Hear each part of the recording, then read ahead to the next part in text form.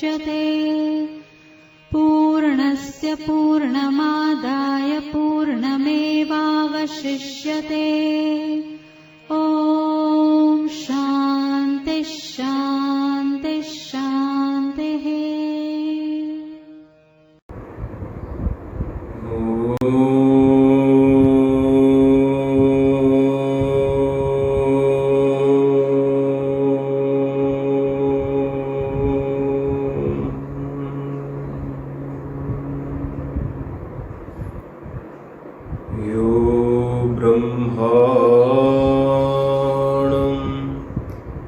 विदधाति पूर्वं यो वै वेदांश्च प्रहिणोति तस्मै तं हदेव मात्मबुद्धिप्रकाशम् मुमुक्षुर्वै शरणमहं प्रपद्ये। ॐ शान्तिः शान्तिः शान्तिः। शङ्करं शङ्कराचार्यं केशवं बादरायणं सूत्रभाष्यकृतौ वन्दे भगवन्तौ पुनः पुनः। ईश्वरो गुरुरात्मेति मूर्तिभेदविभागिने व्योमवद्व्याप्तदेहाय दक्षिणामूर्तये नमः। ॐ शान्तिः शान्तिः शान्तिः। 2 मिनट भगवान नाम संकीर्तन करेंगे। गुरुदेव तुम्हारी जय जय हो, भोलेनाथ तुम्हारी जय जय हो, दीनानाथ तुम्हारी जय जय हो, शिव शंकर तुम्हारी जय जय हो, गुरुदेव तुम्हारी जय जय हो, गुरुदेव तुम्हारी जय जय हो, गुरुदेव तुम्हारी जय जय हो, भोलेनाथ तुम्हारी जय जय हो, शिव शंकर तुम्हारी जय जय हो, गुरुदेव तुम्हारी जय जय हो, गुरुदेव तुम्हारी जय जय हो, गुरुदेव तुम्हारी जय जय हो। सच्चिदानंद भगवान की जय, सद्गुरुदेव भगवान की जय, सत्य सनातन धर्म की जय, स्वामी जी श्री प्रेमपुरी जी महाराज की जय। ओम नमः पार्वती पतये, हर हर महादेव शंभो। प्रेमपुरी जी आश्रम ट्रस्ट द्वारा समायोजित प्रातःकालीन दैनिक प्रवचन श्रृंखला के अंतर्गत कठोपनिषद पर विचार मंथन चल रहा है। इस विचार मंथन में आश्रम के सम्मानित सभी पदाधिकारी, ट्रस्टीगण एवं सुधी श्रोतागण यमराज और नचिकेता के मध्य संवाद चल रहा है। श्रेय के विषय में यमराज उपदेश दे रहे हैं कि श्रेय मार्ग किन से ग्राह्य हैं, ये विचार किया। उसके लिए कैसा वातावरण होना चाहिए, गुरु कैसे होने चाहिए और उसका वर्ण कैसे किया जाए, इन सब बातों का विचार हुआ। क्योंकि किसी भी चीज को प्रारंभ करने से पहले उसका प्लेटफॉर्म बहुत जरूरी होता है। जिस आत्मज्ञान का उपदेश देने जा रहे हैं उसको पहले ये समझना चाहिए कि उसका अधिकारी कौन है, उसके उपदेशक गुरु कैसे होना चाहिए, उसका उनका शिष्य कैसा होना चाहिए, श्रेय मार्ग ग्रहण कैसे करना है, प्रेय मार्ग से कैसे हटना है, इसका वर्ण कैसे करना है। इस प्रकार से पहले एक भूमिका तैयार की, प्लेटफॉर्म बना दिया। अब उससे आगे आत्मज्ञान का जब उपदेश देंगे तो साधक को, शिष्य को समझने में बहुत आसानी होगी। व्यवहार में भी हम देखते हैं किसी भी कार्यक्रम को प्रारंभ करने से पूर्व में उसकी तैयारी करनी पड़ती है। एक छोटा सा कार्यक्रम भी हो उससे पूर्व में भी कितनी तैयारियां करनी पड़ती है, तब जाकर के वो कार्यक्रम सफल होता है। इसी प्रकार जो आत्मविद्या का उपदेश यमराज देंगे, उस आत्मविद्या के लिए कौन अधिकारी है, गुरु कौन है, उसका वर्ण कैसे करना है और उसमें जो व्यवधान है प्रेय मार्ग का, उसको कैसे हटाना है, इस प्रकार से पूर्व में विवेचन किया। अब यमराज कह रहे हैं कि जिस तत्व को तुम जानना चाहते हो, जिस आत्मा को, उसे जानने का प्रकार कैसा है, वो आत्मा कहाँ है, कैसा है, उसका स्वरूप क्या है, वो अगले मंत्र में समझा रहे हैं। आइए इस मंत्र का एक बार उच्चारण कर लें, फिर इस पर विचार प्रारंभ करते हैं। तं दुर्दर्शं गूढ़मनो प्रविष्टं गुहायितं गह्वरेष्टं पुराणम् अध्यात्मयोगाधिगमेन देवं मत्वा धीरो हर्षशोकौ जहाति। एतच्छ्रुत्वा सम्परिगृह्यमर्त्यः प्रव्रीय धर्म्यमणुमेतमाप्य समोदते मोदनीयं हि लब्ध्वा विवृतं सद्म नचिकेतसं मन्ये।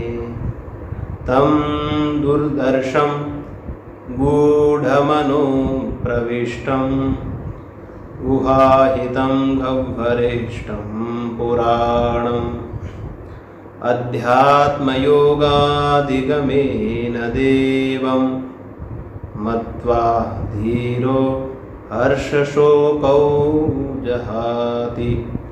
एतच्छ्रुत्वा सम्परिगृह्यमर्त्यः प्रव्रीय धर्म्यमणुमेतमाप्य समोदते मोदनीयं हि लब्ध्वा विवृतं सद्म नचिकेतसं मन्ये। तं दुर्दर्शम, आत्मा का ज्ञान कराना बड़ा कठिन है। क्यों? क्योंकि वे दूरदर्श हैं। दर्श मानी देखना, दूर मानी कठिन। उस आत्मा को देखना कठिन है, क्योंकि आंख से उसको देख नहीं सकते हैं, कान से सुन नहीं सकते हैं, घ्राण से सूंघ नहीं सकते हैं, जिह्वा से रसास्वाद नहीं कर सकते हैं, त्वक से स्पर्श नहीं कर सकते हैं। जो ज्ञान के साधन हैं उससे वो ग्राह्य नहीं है, उससे उसका दर्शन नहीं किया जा सकता है, इसलिए दूरदर्श है। कितने भी बड़े वैज्ञानिक हो, इन साधनों से ही किसी चीज को जानेंगे। कितना भी बड़ा बुद्धिमान व्यक्ति शोध क्यों ना करता हो, इन साधनों के द्वारा ही वो उच्च शोध तक पहुंच सकता है। साधन मानी ये करण, इंद्रियां, परंतु आत्मा के लिए कहा कि वो करणों से ग्राह्य नहीं है, दूरदर्श हैं। तो कहा कि इनसे जो ग्राह्य नहीं है तो वो बहुत दूर होगा। फिर भाई नजदीक की चीज हो तो हम देख सकते हैं। इस पृथ्वीलोक में, दुनिया में कहीं पर भी कोई चीज हो, आज के युग में उसको देखना इतना कठिन नहीं है। चाहे समुद्र में हो, चाहे दुनिया के किसी भी देश में, किसी भी कोने में स्थित हो, उसको प्रयास करके दर्शन किया जा सकता है। परंतु आत्मा के लिए कह रहे हैं कि दूरदर्श है। इन ज्ञान के साधनों से उसको नहीं देखा जा सकता है। तो फिर विचार ये हुआ कि वो इस देश में है ही नहीं है, कहीं दूसरे देश में होगा, इसलिए उसको नहीं देख सकते हैं। बहुत सारे लोग उसको 7वें आसमान पर मानते हैं। भगवान का शुक्रिया अदा करने के लिए ऊपर मुंह करते हैं ऐसे कि भगवान आपका बहुत बहुत धन्यवाद, भगवान ऊपर बैठे हुए हैं, ऐसा बहुत सारे लोग मानते हैं, क्योंकि यहाँ तो दिखता नहीं है। तो कोई 7वें आसमान में बैठे हुए होंगे, किसी लोक में बैठे हुए होंगे, कहीं दूसरी जगह पर होंगे, इसलिए दूरदर्श इन इंद्रियों से दिखाई नहीं देता है। उसके लिए कहा कि गूढ़म अनुप्रविष्टम। ये चीज सबको समझना चाहिए। कर्णों से उसका ज्ञान नहीं होता है, दर्शन नहीं होता है, इसका मतलब वो 7वें आसमान में नहीं है। वो कहां पर है? अनुप्रविष्टम, वो तो हमारे भीतर ही प्रविष्ट है। गूढ़म, छुपा हुआ है, हमारे भीतर प्रविष्ट होकर के वो छुपा हुआ है, बहुत गहराई में छुपा हुआ है। सबसे पहले अन्नमय कोश, ये स्थूल शरीर, उसके बाद प्राणमय, मनोमय, विज्ञानमय, आनंदमय कोश, उसका भी अधिष्ठान है। ब्रह्मपुच्छम जगत प्रतिष्ठा, ब्रह्म तो इन 5 कोशों का भी अधिष्ठान है। वो संपूर्ण जगत की प्रतिष्ठा, जगत का अधिष्ठान है। तो कितना गहरा प्रविष्ट है वो। कोई 7वें आसमान में हमसे बाहर नहीं है, हमारे भीतर प्रविष्ट है। इन 5 कोशों के अधिष्ठान के रूप में, इनकी सत्ता स्फूर्ति के रूप में वो हमारे भीतर ही है। और हमारी बुद्धि विज्ञानमय कोश के अंतर्गत आती है। बुद्धि से भी गहरा है। बुद्धि बाहर की वस्तु को, बुद्धि अपने से दूसरी वस्तु को देख सकती है, बाहर की वस्तु को देख सकती है, परंतु जो बुद्धि से भी अंदर हो उसको बुद्धि कैसे पकड़ पाएगी? अपने से आगे हो, अपने सामने की चीज को बुद्धि पकड़ सकती है, लेकिन बुद्धि से भी जो अंदर हो, बुद्धि की भी सत्ता के रूप में बैठा हुआ हो, उसको बुद्धि के लिए पकड़ना असंभव जैसा है।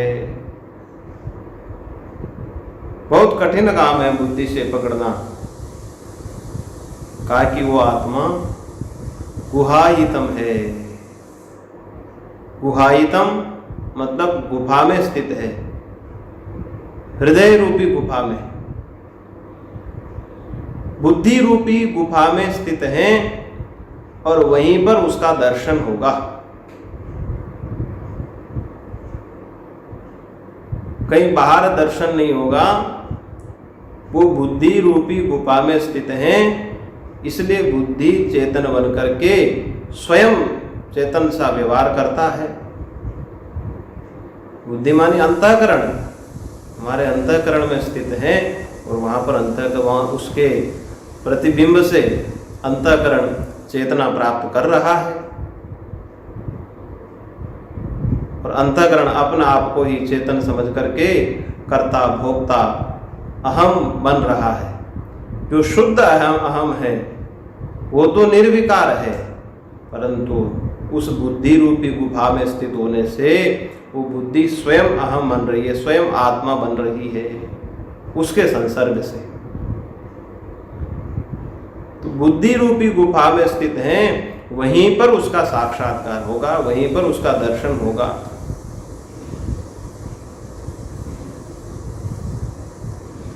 हिरण्यकश्यप का ऐसा वृतांत सुनते हैं कि जब हिरण्याक्ष मारा गया, उस समय हिरण्यकश्यप को राजगद्दी प्राप्त हुई। बड़े धूमधाम से उत्सव मनाने लगा, बड़ा आनंद विभोर हुआ कि मुझे राज्य मिल गया। हिरण्यकश्यप की जो धर्म पत्नी वो आकर बोली कि महाराज, तुम्हारा असली शत्रु तो बैठा हुआ है अभी विष्णु, उससे तुमको खतरा है। जब तक वो विष्णु खत्म नहीं होगा तब तक तुम इस पृथ्वी में चैन से नहीं रह पाओगे। हिरण्यकश्यप ने कहा कि उसको मैं जड़ से ही खत्म कर देता हूं। वो भगवान विष्णु को हिरण्यकश्यप ढूंढने लगा, इधर उधर लोक लोकांतर में सब जगह भगवान को ढूंढने लगा। जब थक हार करके हिरण्यकश्यप वापस अपने स्थान पर आया और वहां पर बैठ करके ध्यान लगाने लगा, भगवान को ढूंढने का प्रयास करने लगा, तो भगवान तो अपने उसके अंतर हृदय में मिले। भगवान ने हिरण्यकश्यप को हृदय में दर्शन दिए। जिस भगवान को वो पूरे ब्रह्मांड में ढूंढ रहा था, जब ध्यान लगाकर देखा तो वो भगवान हिरण्यकश्यप के हृदय में बैठे हुए थे, गुहायितम, गुफा में स्थित थे। तो भगवान विष्णु जब प्रकट हुए हृदय में, तो हिरण्यकश्यप बोला, बाहर निकल विष्णु, कहाँ छुप करके बैठा हुआ है। भगवान विष्णु बोले कि हिरण्यकश्यप, मैं तुम्हारा पुत्र हूं, तुमने मुझे पैदा किया है, मैं तुम्हारे हृदय में पैदा हुआ हूं। विष्णु ने कहा कि ये ढोंग नहीं चलेगा तुम्हारा। ये हिरण्यकश्यप ने कहा कि तुम्हारा पाखंड नहीं चलेगा, तुमको मेरे साथ युद्ध करना पड़ेगा। भगवान विष्णु बोले कि हिरण्यकश्यप, अभी तो मैं तुम्हारा पुत्र हूं, तुमसे युद्ध नहीं कर सकता। जब कभी अवसर आएगा, समय आएगा तो तुम्हारे साथ अवश्य युद्ध करेंगे। यहां कहने का भाव यह है कि जिन भगवान को हम दर दर पर ढूंढते हैं, वो तो हमारे हृदय में ही मिल जाते हैं, हमारे हृदय में ही बैठे हुए हैं। और हम तीर्थों में जाकर भगवान को ढूंढते हैं, अलग अलग पवित्र स्थानों में जाकर भगवान को ढूंढते हैं, उसका कारण ये है कि वहां पर भगवान के दर्शन करने से हमारे हृदय में बैठे हुए जो परमात्मा हैं वो प्रकट हो जाएंगे। यही तीर्थ दर्शन का महात्म्य है, संतों के चरणों में बैठने का यही महात्म्य है कि जो हमारे हृदय में भगवान बैठे हुए हैं वो भगवान प्रकट हो जाएंगे। इसलिए तीर्थ दर्शन करते हैं, गंगा स्नान करते हैं, उपासना करते हैं, भगवान के मंदिर में जाते हैं, क्योंकि हमारे हृदय में जो परमात्मा बैठे हुए हैं वो प्रकट हो। इसलिए भगवान 7वें आसमान पर नहीं है, गुहाहितम हृदय रूपी गुफा में स्थित है। और श्रुति कहती है पुराणम, वो पुराना है भाई, पुरा नव एव, आत्मा के लिए कहते हैं कि सबसे पुराना है। और पुराण शब्द का अर्थ होता है कि सबसे प्राचीन होते हुए भी जो सबसे नवीन है। इसका तात्पर्य हुआ कि वो निर्विकार है, जो प्राचीन होते हुए भी नवीन है। इसका अर्थ क्या निकला? निर्विकार है, उसमें किसी प्रकार का कोई विकार नहीं है। यदि विकार होता तो जो सबसे प्राचीन होता है उसमें वार्धक्य आता, जीर्ण शीर्ण हो जाता। जैसे उम्र में जो सबसे पुराना है वो 70-80 साल पर तक पहुँचते पहुँचते जीर्ण शीर्ण अवस्था को प्राप्त हो जाता है, परंतु आत्मा के लिए कह रहे हैं कि सबसे पुराना है और नया भी सबसे ज़्यादा है। इसका मतलब निर्विकार है, किसी प्रकार का उसमें कोई विकार नहीं है। और उस आत्मा को हम नहीं समझ पाते हैं, उसमें एक बहुत बड़ा हेतु दे रहे हैं, गव्वरेष्टम। हमारी बुद्धि में काम, क्रोध, लोभ, मोह, ईर्ष्या ये सब बुद्धि में स्थित है। यद्यपि अंतःकरण शुद्ध सत्व का कार्य है, परंतु ये विषयों से बुद्धि विकार संपन्न हो जाती है, उसमें अशुद्धता, मलिनता आ जाती है। बुद्धि में, शुद्ध बुद्धि में भी मलिनता आ जाती है। वो घर बन जाता है किसका? अनर्थ का घर बन जाता है। उस अनर्थ को दूर करने का उपाय क्या है? अध्यात्म योगादिगमेन देवम मत्वा, अध्यात्म योगादिगमेन देवम मत्वा। तो कहा कि बुद्धि में जो विकार है, हर्ष, शोक, राग, द्वेष, काम, क्रोध, लोभ, ईर्ष्या, ये सब अंतःकरण के धर्म हैं। इनमें जो विकार है वो विकार कैसे निकलेंगे? और वो विकार निकलेंगे तभी आत्मा का ज्ञान होगा। तो कैसे होगा? अध्यात्म योगादिगमेन देवम मत्वा। कहा कि सबसे पहले गुरु के पास जाओ, उनसे उपदेश श्रवण करो, उसके बाद मनन करो, फिर गुरु कृपा होगी। गुरु कृपा के अनंतर फिर वो आत्म तत्व प्राप्त होगा।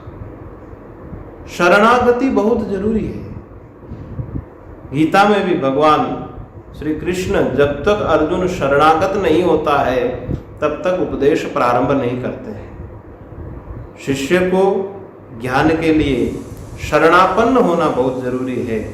गुरु के पास जाकर के उनकी शरणापन्न होकर के जब उपदेश सुनेंगे तो गुरु कृपा होगी। गुरु कृपा से वहाँ जाकर के विविक्त करना, अन्नमय कोश आदि से अपने अहम को पृथक करना, यही अध्यात्म योग है। इस अध्यात्म योग से आत्मा को पृथक करना। और जब वो अंतर्मुख हो जाएगा, ये मन अंतर्मुख होगा, तभी परमात्मा हमारे हृदय में प्रकट होते हैं। जब शरीर से, प्राण से, बुद्धि से, इन पंच कोशों से, बाह्य विषयों से जब ये मन हट जाएगा मन अंतर्मुख होगा, अंदर की तरफ मुख करेगा। अभी हमारा मन मुख किधर करता है? बाहर। बाहर बड़ा रमणीय प्रतीत होता है, बाहर के साधन सुविधाएं। अभी मुख कहाँ है हमारे मन का? बाहर की तरफ। और जब मन का मुख अंदर की तरफ होगा तो वो परमात्मा हृदय में प्रकट होते हैं। तो अध्यात्म योग से ही वो आत्मा प्रकट होता है। फिर क्या होगा? ऐसा होने पर क्या होगा? हर्ष शोकौ जहाति। धीर पुरुष हर्ष और शोक उसका जहाती त्याग देता है, समाप्त हो जाता है। अब प्रश्न ये होता है कि शोक तो समाप्त होता है और शोक समाप्त होना भी चाहिए।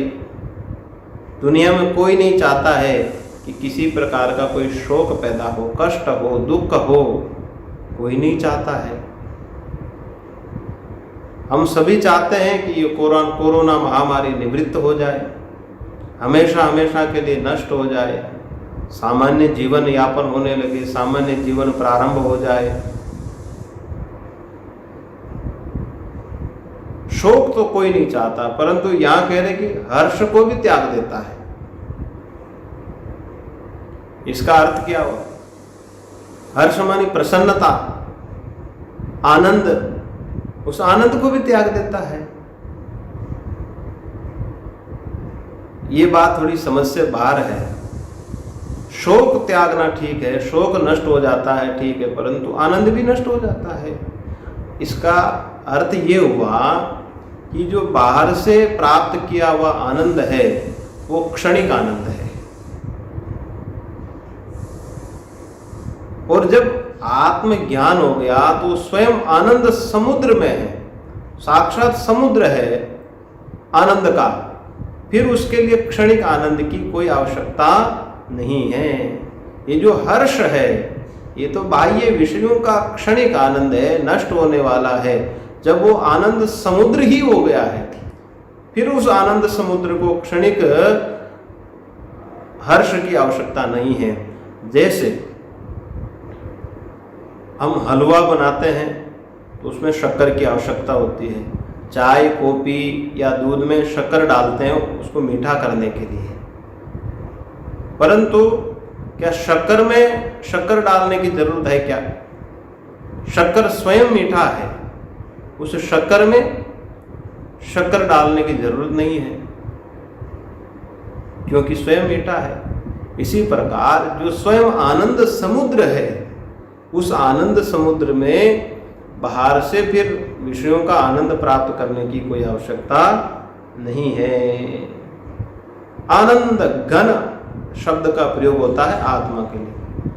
घन कितना ठोस होता है, अर्थात उसमें बिल्कुल भी जगह नहीं होती है। इसी प्रकार आत्मा में आनंद ही आनंद है, आनंद के अतिरिक्त उसमें कोई जगह, दूसरी जगह नहीं है। जब हम उसमें प्रतिष्ठित हो जाएंगे, ये जीव जब उसमें आनंद घन रूप में स्थित हो जाएगा, तब उसके लिए हर्ष तो बहुत सामान्य चीज होगी। वो हर्ष और शोक को त्याग देता है। यमराज नचिकेता को आत्म तत्व प्राप्त करने की प्रक्रिया बता रहे हैं। एतत् श्रुत्वा संपरिगृह्य मर्त्यः, एतत् श्रुत्वा संपरिगृह्य मर्त्यः। ये आत्म तत्व कैसे प्राप्त होगा? तो कहा कि श्रवण करके, पहले श्रवण करना पड़ेगा। और श्रवण को भी कहा कि श्रवण को साथ में रखना पड़ेगा। किसी चीज को सुना और उसका स्मरण नहीं है तो फिर मनन कैसे होगा? मनन तो कर ही नहीं पाएंगे। इसलिए कहा कि गुरु के पास जाकर के पहले आत्म तत्व का उपदेश श्रवण करना और उसको साथ में रखना। जो सुना हुआ है उस सुने हुए को साथ में रखना है, तभी मनन हो पाएगा। भक्ति में भी सबसे पहला साधन है श्रवण। श्रवणम कीर्तनम विष्णोः स्मरणम अर्चनम वंदनम दास्यम सख्यम आत्मनिवेदनम। भक्ति में पहला साधन है श्रवण। भगवान के गुण कथन का श्रवण करेंगे तभी कीर्तन होगा। कीर्तन मतलब कथन, भगवान की गुण महिमा कैसे गाएंगे, जब पहले श्रवण होगा तभी उसका कीर्तन कर सकते हैं। इसी प्रकार आत्मविद्या में भी सबसे पहले श्रवण है, और श्रवण को साथ में रखना पड़ेगा, अर्थात उसको हृदय में रखना पड़ेगा, बुद्धि में रखना पड़ेगा, तब जाकर के जो सुना हुआ है उसका मनन होगा। नहीं तो मनन कैसे होगा, मनन ही नहीं कर पाएंगे। इसलिए का संपरिगृह्य, एतत् श्रुत्वा संपरिगृह्य, इस आत्म तत्व के उपदेश को सुन करके उसको संपरिगृह्य ग्रहण भी करना है, सम्यक रूप से ग्रहण करना है। सुन करके उड़ाना नहीं है, उसको उपस्थित रखना है। भगवान भाष्यकार भगवान शंकराचार्य यहाँ पर एक बहुत बड़ी बात कहते हैं कि बिना गुरु कृपा के साधक आत्मोपदेश को धारित नहीं कर सकता है। आत्मोपदेश बहुत आवश्यक है, और उसमें गुरु कृपा उससे भी आवश्यक है। बिना गुरु कृपा के ये संभव नहीं है। इसका कारण ये है कि हम इंद्रियों के द्वारा जो ज्ञान प्राप्त करते हैं वो ज्ञान इदंतया बोध होता है। इदम, यह, हिंदी भाषा में यह। आँख से हमने विषय का ग्रहण किया, एक अहम होगा, मैं, अर्थात ज्ञान करने वाला जो ज्ञाता होगा, उसके लिए एक ज्ञेय होगी। ज्ञान किसका करेगा? बाह्य पदार्थ का। वो यह करके ही समझ में आएगा।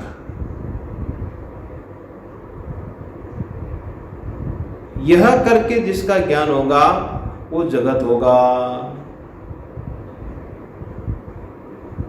तो इंद्रियों के द्वारा जो भी बोध होगा वो यह करके बोध होगा, और जो यह है वो आत्मा नहीं है। आत्मा के लिए कहा कि वो अहम है। उसका लक्षण क्या है? जो अहम रूप में बैठा हुआ है वही आत्मा है, परंतु इन इंद्रियों से यह का बोध होता है। इसलिए इन साधनों से उसको समझा नहीं जा सकता है। उसके लिए तो ईश्वर कृपा और गुरु कृपा होना बहुत जरूरी है। और सबसे बड़ी बात है कि जिसके द्वारा हम पदार्थों को जानते हैं, जो जानने वाला है उसी को हमें जानना है। अपने से भिन्न का तो ज्ञान कर सकते हैं, लेकिन स्वयं ही स्वयं को ज्ञान करना है। स्वयं का ज्ञान स्वयं को ही करना है। ये कितनी बड़ी विचित्र बात है। जिसके द्वारा हम जानते हैं उसी को जानना है, जानने वाले को ही जानना है। इसका तात्पर्य हुआ कि स्वयं को ही स्वयं के द्वारा जानना है। और इन इंद्रियों से जो भी जानेंगे उस इनसे भिन्न वस्तु को जानेंगे। जैसे मैं और ये पुस्तक, मैं अलग है और पुस्तक अलग है। जो ज्ञेय पदार्थ है वो अहम से पृथक है, परंतु जो आत्मा है वो ज्ञाता है। ज्ञाता को ही हमें जानना है,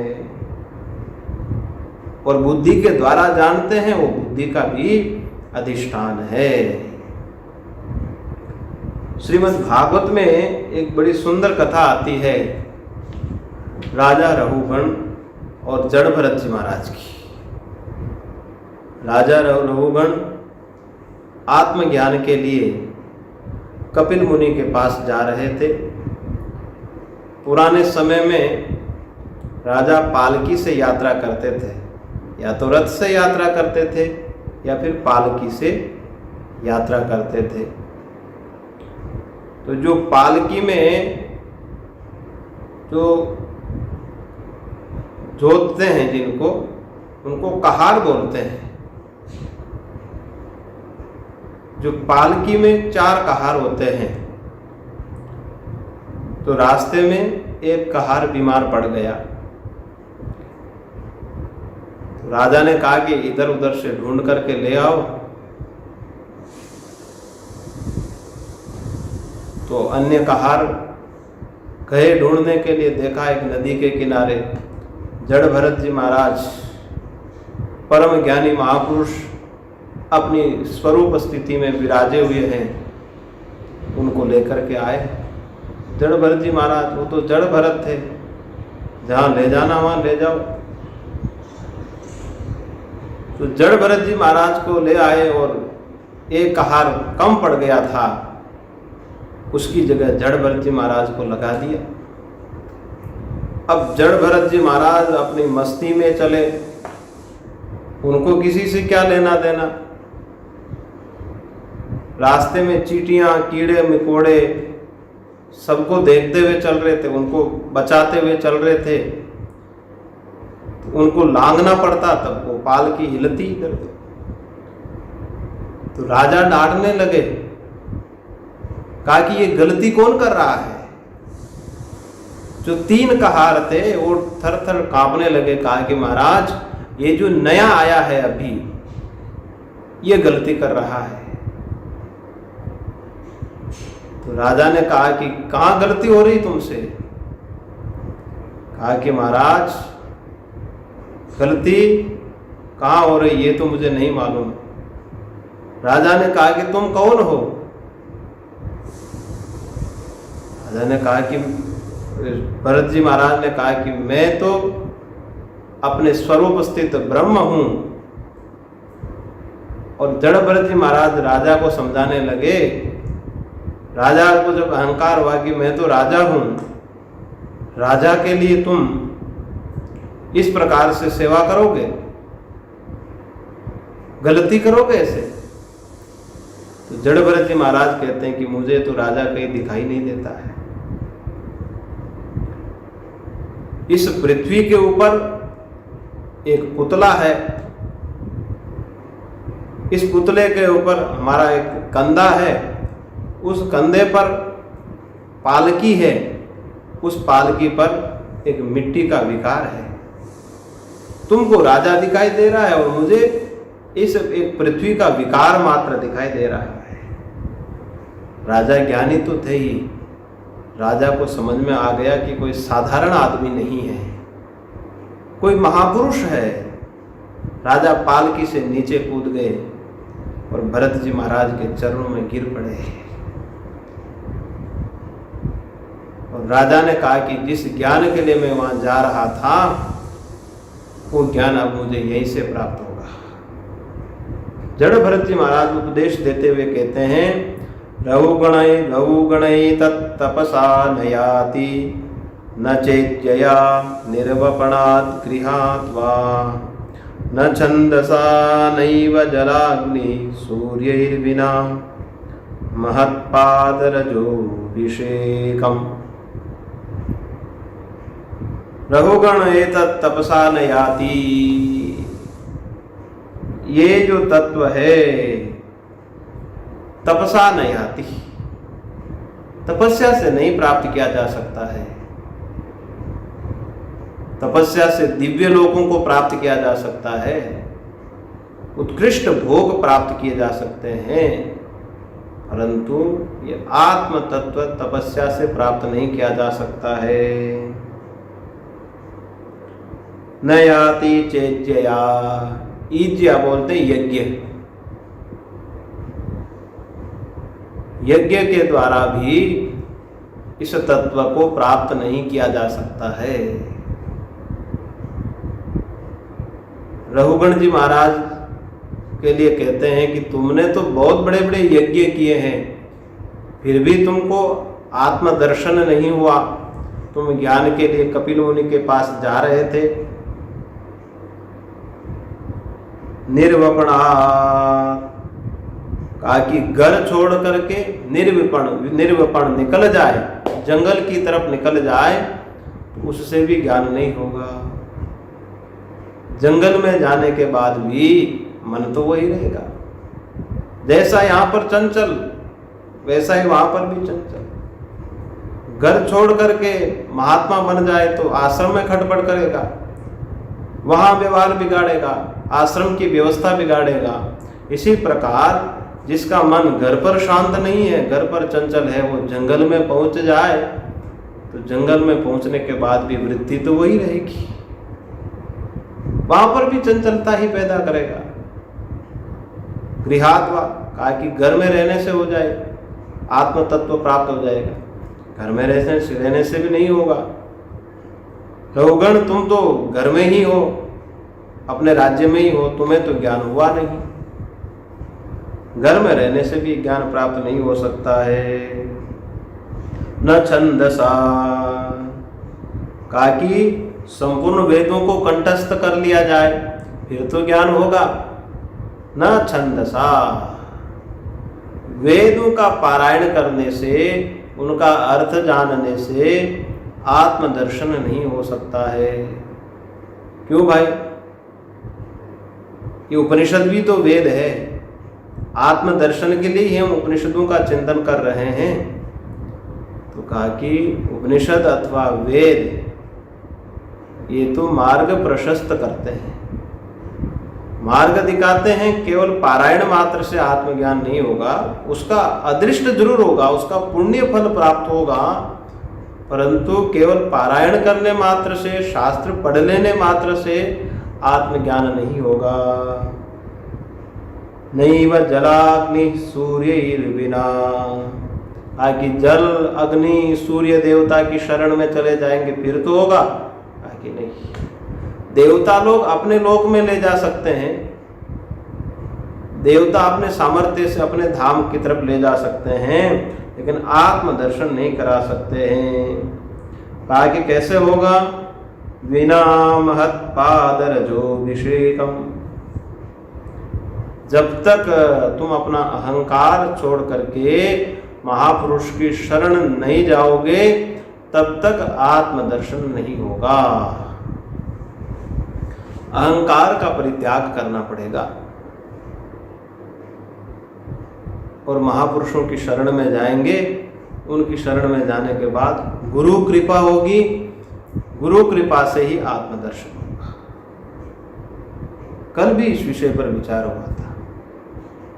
एक होती है आत्मकृपा, शास्त्र कृपा, गुरु कृपा, ईश्वर कृपा।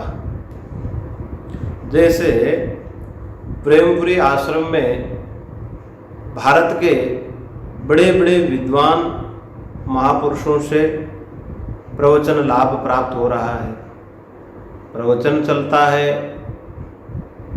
जो गहराई से अध्ययन करना चाहते हैं उनके लिए स्वाध्याय भी प्रातःकाल होता है। फिर शाम को गीता चिंतन माला के अंतर्गत गीता संबंधी शास्त्रों का या गीता का चिंतन होता है। जो जिस प्रकार का अधिकारी है उसके लिए हर प्रकार की व्यवस्था है। जो प्रवचन सुनना चाहते हैं उपनिषदों का उनके लिए दैनिक सत्संग है, और जो पंक्तिशः अध्ययन करना चाहते हैं उनके लिए स्वाध्याय हैं, और अनेक शास्त्रों पर प्रवचन सुनना चाहते हैं उनके लिए गीता चिंतन माला है। जब आश्रम की तरफ से सब व्यवस्था है साधक के लिए, इतनी विकट परिस्थिति में भी YouTube के माध्यम से प्रेमपुरी आश्रम कितना उपकार कर रहा है लोगों का, परंतु कोई सुनना ही नहीं चाहता है। प्राप्त होने पर भी जो सुनना नहीं चाहता है उसको बोलते हैं आत्म कृपा का अभाव। भगवान की कृपा से हमें सत्संग प्राप्त हुआ, गुरु मिल गए, बड़े महापुरुषों का सानिध्य प्राप्त हुआ, और ईश्वर कृपा से हमें सत्संग सुनने की सुविधा मिल गई।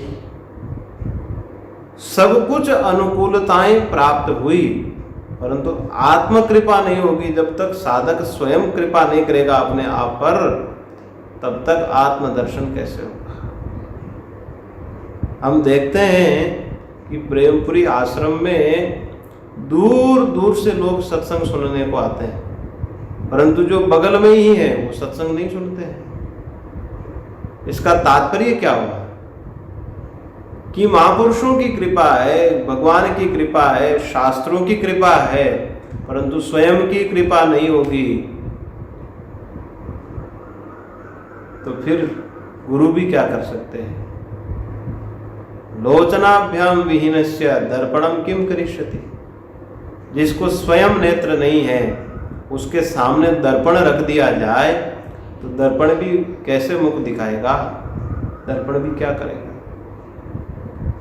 तो यहाँ पर भरत जी महाराज रघुगुण को समझा रहे हैं कि तुम तप कर लो, यज्ञ करो, ये सब उस आत्मदर्शन के लिए परंपरा से साधन है, ये आवश्यक है, लेकिन केवल तप से तुम आत्मदर्शन नहीं कर सकते, दिव्य लोगों को प्राप्त कर सकते हो। जैसे कोई सिद्धि के लिए तप कर रहा है, उसको आत्मदर्शन कैसे होगा। दो महात्मा थे, गंगा किनारे बैठे हुए थे। एक महात्मा को जल में चलने की सिद्धि प्राप्त हो गई और एक महात्मा नाव में बैठ करके गंगा जी को पार कर रहे थे और एक जल में चल करके गंगा जी को पार कर रहे थे। तो जो जल पर चलने वाले महात्मा थे उन्होंने कहा कि देखो मैंने 12 वर्ष तक तप करके ये सिद्धि अर्जित की है। तो जो नौका से गंगा जी पार कर रहे थे महात्मा बोले कि इसमें कौन सी बड़ी बात है, मैंने नौका से गंगा जी को पार किया और तुमने चल करके पार किया। यदि वही 12 वर्ष तुम आत्मज्ञान के लिए लगाते तो शायद आज साक्षात्कार हो जाता। तो तप यदि हम तत्त सिद्धियों के लिए तप कर रहे हैं, अनेक लोकांतरों के लिए तप कर रहे हैं, तो तत्त लोकों की सिद्धियों की प्राप्ति होगी। यज्ञ से भी यदि सकाम यज्ञ है तो हमें स्वर्ग आदि फल प्राप्त होंगे, आत्मदर्शन नहीं होगा।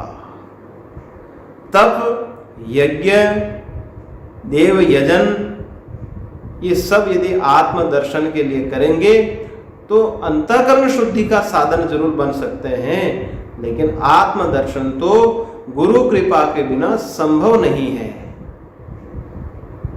ईश्वर कृपा के बिना संभव नहीं है। गुरु कृपा का होना बहुत जरूरी है। इसलिए बार बार कहा जाता है कि श्रोत्रिय ब्रह्मनिष्ठ महापुरुष होना चाहिए, तब जाकर के आत्मदर्शन होगा, नहीं तो आत्मदर्शन संभव नहीं होगा। शास्त्र कृपा, गुरु कृपा, ईश्वर कृपा और आत्म कृपा, इसमें गुरु कृपा बहुत आवश्यक है। और गुरु के पास जाकर के श्रवण करेंगे, श्रवण के बाद उसको हृदय में धारण करेंगे, फिर उसका मनन करेंगे, मनन के बाद फिर उसकी साधना करेंगे, निधिध्यासन। तो उसमें गुरु की कृपा बहुत जरूरी है। यदि गुरु की कृपा बरस जाए तो आत्मत्वेन धारण हो जाएगा। फिर कहा कि प्रव्रिय, उस आत्मा को पृथक पृथक करो। ये जो अहम है, अहम को हमें सम्यक प्रकार से समझना है।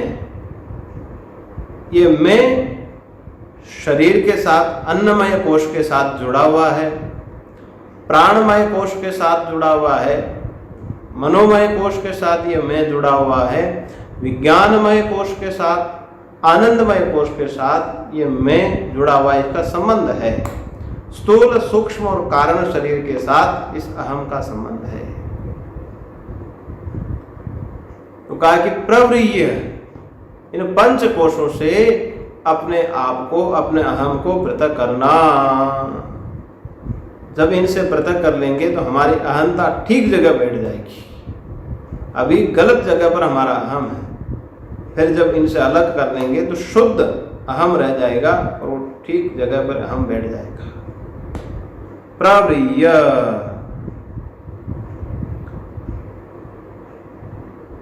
और इसको ऐसे भी समझ सकते हैं प्रव्रिय को आत्मा अनात्मा का विवेक।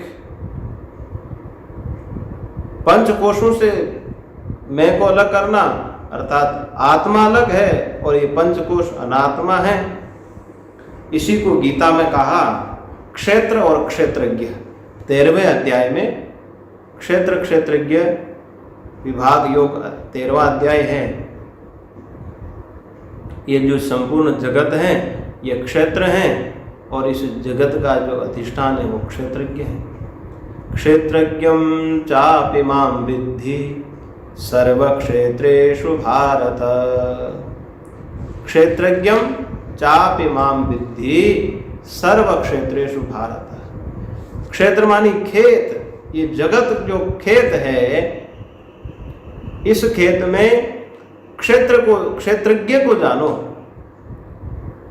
इनके अधिष्ठान रूप में ये क्षेत्रज्ञ इस संपूर्ण क्षेत्रों में विद्यमान है और ये क्षेत्र इसी क्षेत्र में ही कल्पित है। ये जगत इसी क्षेत्रज्ञ में ही कल्पित है। उदाहरण, जैसे रज्जु में जो सर्प का भ्रम होता है, उस सर्प का अधिष्ठान रज्जु है। उस सर्प का जो भ्रम हुआ है, उस सर्प के कण कण में वो रज्जु विद्यमान है। इसी प्रकार ये जो कल्पित जगत है, इस जगत के कण कण में वो क्षेत्रज्ञ परमात्मा विद्यमान है। और ये क्षेत्र उसी क्षेत्रज्ञ में कल्पित है। जैसे रज्जु सर्प के कण कण में विद्यमान है और जब ज्ञान हो जाता तब पता लगता है कि सर्प कल्पित है। किसमें? रज्जु में कल्पित है। जिसमें भ्रम होता है उसी में कल्पित है। इसी प्रकार ये क्षेत्रज्ञ संपूर्ण क्षेत्र में विद्यमान है। क्षेत्रज्ञं चापि मां विद्धि सर्व क्षेत्रेषु। सभी क्षेत्रों में ये क्षेत्रज्ञ विद्यमान है और ये क्षेत्र इस संपूर्ण क्षेत्रज्ञ में कल्पित है। एक होता है ज्ञाता, एक होता है ज्ञेय। संपूर्ण जगत और इस शरीर से लेकर के हमारा जो तथाकथित अहम है, ये ज्ञेय कोटि की चीज है। इदम, यह के अंतर्गत आता है। अभी जो हम अहम कर रहे हैं, मैं इस नाम का व्यक्ति हूं। मेरा नाम हंस चैतन्य है, तो मैं कहां जुड़ा हुआ है? हंस चैतन्य के साथ, नाम के साथ, रूप के साथ मैं जुड़ा हुआ है। ये जो मैं है ये शुद्ध मैं नहीं है। इस मैं को हम जानते हैं। आप अपने आप को जानते हैं कि नहीं? कहा कि मैं तो अपने आप को जानता हूं। देखो ये शरीर तो दिखाई दे रहा है। तो ये तथाकथित जो अशुद्ध मैं है, ये भी ज्ञेय कोटि का, ये भी जानने योग्य है। जो ज्ञेय नहीं है वो है क्षेत्रज्ञ, जो सबका ज्ञाता है। अभी जो ये बुद्धि ज्ञाता बनने का काम कर रही है, ये विज्ञानमय कोश, इस ज्ञाता का भी जो ज्ञाता है, ये ज्ञाता भी जिसके लिए ज्ञेय बन जाता है, वो है ज्ञाता परमात्मा। वही है क्षेत्रज्ञ, वही प्रव्रिय। इसको अलग अलग करके जानना। और जो अपने स्वरूप को प्राप्त कर लेता है, श्रुति कहती है स मोदते मोदनीयम। जो मोदनीय आनंद, समोदते, वह सुखी हो जाता है उस तत्व को प्राप्त करने पर। मोदते मोदनीय, आनंद ही आनंद है उसके बाद। और विषय सुखों में कितनी पराधीनता है। विषय उपलब्ध हो गया तो भोगने का सामर्थ्य नहीं है, पराधीनता है, इंद्रियगत पराधीनता हो गई। और इंद्रिय समर्थ है तो विषय उपलब्ध नहीं है, पदार्थ उपलब्ध नहीं है, विषयगत पराधीनता हो गई। और इंद्रिय भी समर्थ है, विषय भी उपलब्ध है, लेकिन दूसरे लोग कुदृष्टि से देख रहे हैं, वो छीनने के लिए तत्पर बैठे हुए हैं, इसमें संघर्ष है। दूसरों के उत्कर्ष को देख करके अन्य लोग परेशान होते हैं और उनके पदार्थों को छीनने का प्रयास करते हैं। तो उससे रक्षण, विषय मिल गया तो उसकी रक्षा करने का जो उत्तरदायित्व है उसमें कितना संघर्ष है। इसलिए कहा कि विषय सुख में पराधीनता है, परंतु जो अपने स्वरूप को प्राप्त कर लेता है वही सुखी है, दूसरा नहीं। आनंद ही आनंद है। स मोदते मोदनीयम, मोदनीयम ही लब्ध्वा, आनंद को प्राप्त करके स मोदते, वो सदा प्रसन्न रहता है, सदा सुखी भव, सदा सुखी रहता है। और नचिकेता के विवेक, वैराग्य और मुमुक्षा को देख करके यमराज प्रसन्न हो गए और नचिकेता को बोले, विवृतम सद्म नचिकेत सम्मन्ये, विवृतम सद्म नचिकेत सम्मन्ये। हे नचिकेता, तुम्हारे भीतर किसी प्रकार के कोई प्रतिबंध नहीं है, तुम पूर्ण अधिकारी हो, विवेकवान हो, वैराग्यवान हो और मुमुक्षा संपन्न व्यक्ति हो। प्रतिबंध तुम्हारे निवृत्त हो चुके हैं। विवृतम,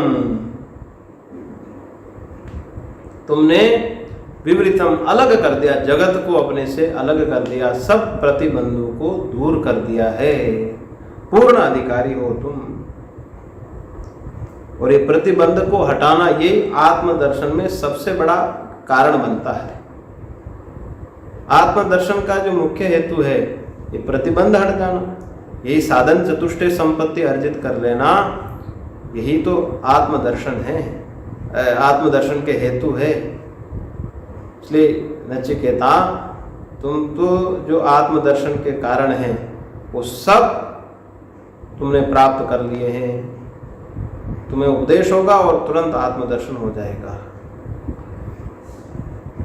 सूर्य और चंद्रमा के प्रकाश को लेकर के एक दृष्टांत देते हैं कि जब ये मन अंतर्मुखी होगा तभी आत्मदर्शन होगा।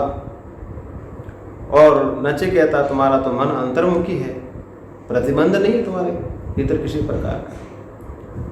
कहते हैं कि चंद्रमा सूर्य के प्रकाश से पृथ्वी को प्रकाशित कर रहा है, और अमावस्या के दिन सूर्य का प्रकाश तो है, लेकिन चंद्रमा का मुख सूर्य अभिमुखी हो जाता है। तो सूर्य अभिमुखी होने से चंद्रमा सूर्य को प्रकाशित नहीं करता है, लेकिन अपने आप को सूर्य की तरह अनुभव करता है। सूर्य रूप अपने आप को अनुभव करता है। तो इसलिए चंद्रमा को मन की संज्ञा दी गई है अध्यात्म में। चंद्रमा मनसो जातः, यजुर्वेद में ऐसा आता है कि चंद्रमा मन है,